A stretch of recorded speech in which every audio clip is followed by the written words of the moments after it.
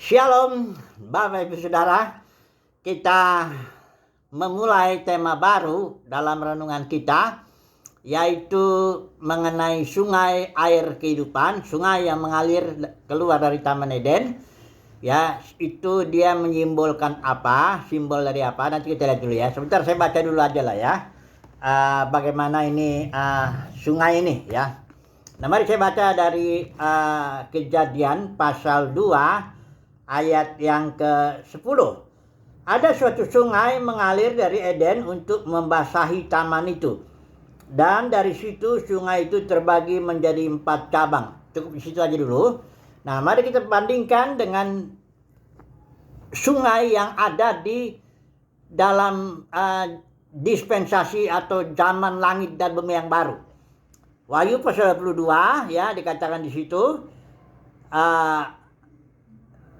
ini ayat 1 dulu coba aja ya. Ini saya pakai lagi ya. Lalu ia menunjukkan kepadaku sungai air kehidupan yang jernih bagaikan kristal dan mengalir keluar dari tahta Allah dan tahta anak domba itu. Nah, saudaraku, sungai yang mengalir di Taman Eden maupun sungai yang mengalir keluar dari tahta Elohim ini di kitab Wahyu itu sungai yang sama ya. Mari kita melihat dulu. Taman Eden itu simbol ya, sudah tahu ya. Tidak ada pohon kehidupan di dunia ini. Tidak ada juga pohon pengetahuan baik dan jahat, itu nggak ada. Nggak ada ular bisa bicara. Itu semua simbol Taman Eden itu.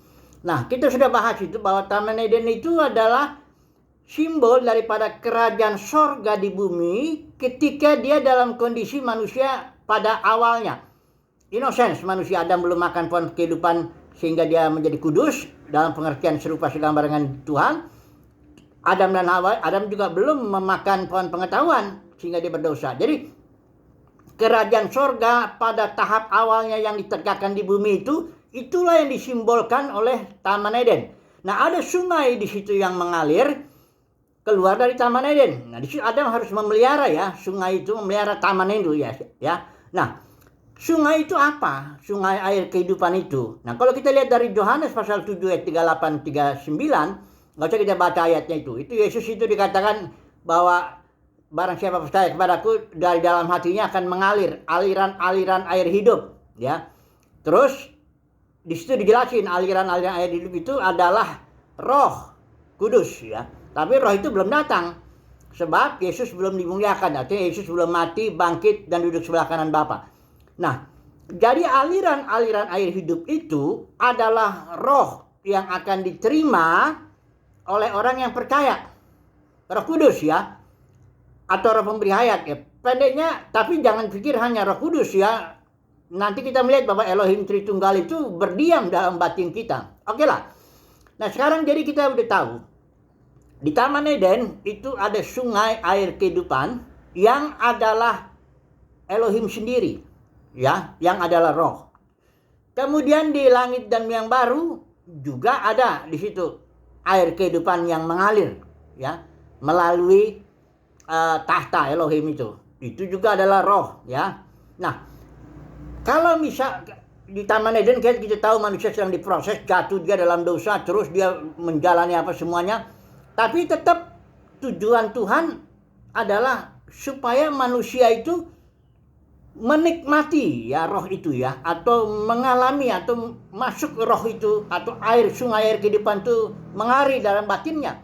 Bagi yang percaya ini ya, aliran-aliran air hidup itu, sungai air kehidupan itu mengalir dalam batin kita. Itulah memang tujuan Tuhan menciptakan kita, supaya kita dialiri ya, katakan gitu, menjadi saluran lah daripada sungai air kehidupan.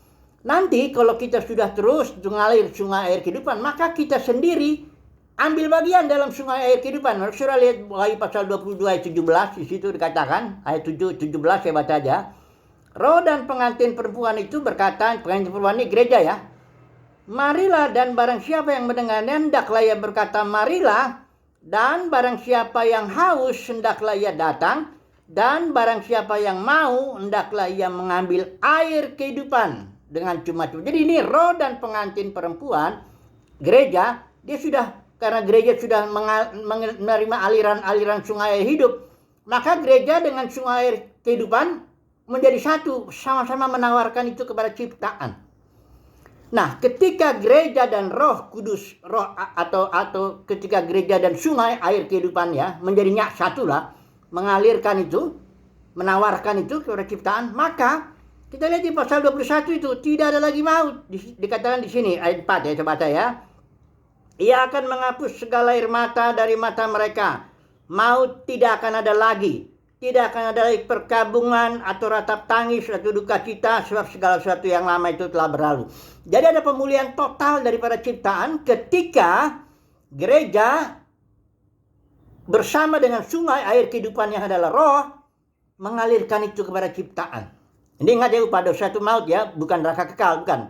Upah dosa itu maut, Roma 6 ayat 23. Nah, inilah rencana Bapa ya. Kita harus fokus kepada sungai air kehidupan atau fokus kepada aliran-aliran air hidup yang di dalam batin kita. Jangan fokus nanti ke yang lain. Coba saya satu ayat sebagai penutup. Ini kan ceritanya berseri nih. Sungai air kehidupan ini ya. Saya satu ayat dulu sebagai penutup karena ini pembukaan dulu aja. Dari 1 Timotius 1 ayat yang keempat ya. Saya baca pakai yang ILT ya.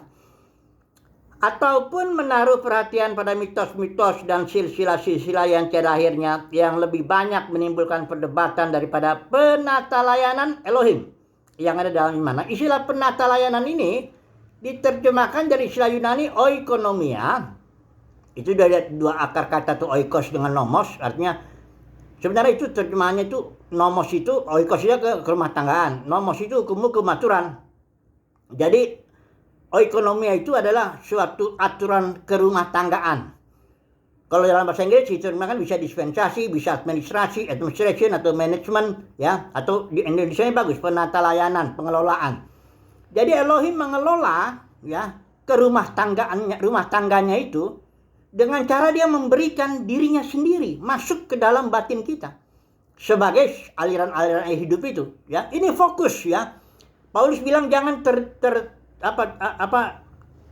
menyimpang kepada mitos-mitos, kepada silsilah ya, dalam konteks ini ya, kepada macam-macam aturan-aturan itu ya.